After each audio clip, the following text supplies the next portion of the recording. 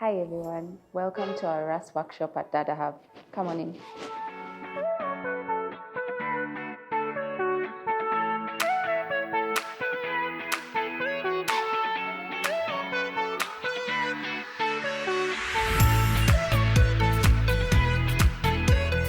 We are here for the Rust workshop at Dada Hub.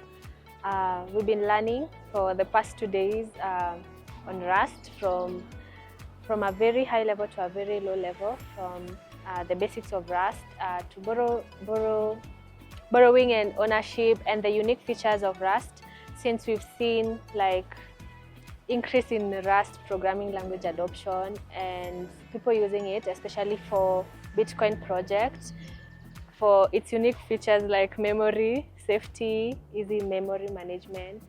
Yeah, so I do code reviews in Braidpool and also contribute to Braidpool, and it's a Rust-based project.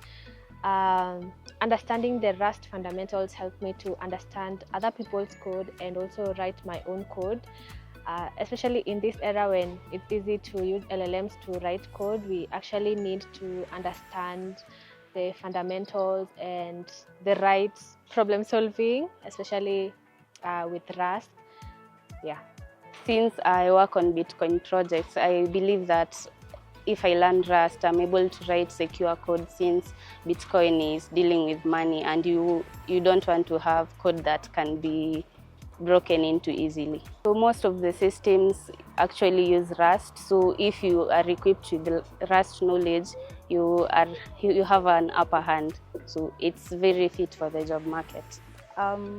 Two of my major highlights was seeing the Dadas come to the workshop without knowing anything about Rust and actually managing to build their capstone project within 2 days. And the other one I'd say is this is my first time like leading or like training people. Yeah, so that's another major highlight. The Rust 101 workshop, it's a really fun and cool place to learn about Rust, and you will be able to interact with other Dadas and also just have a safe space to learn more about Rust and how to use Rust in Bitcoin and other projects. So we aim to do more of these workshops, and the major end goal is to get more female developers contributing to Rust open source projects. So when we achieve that, I'll be very happy.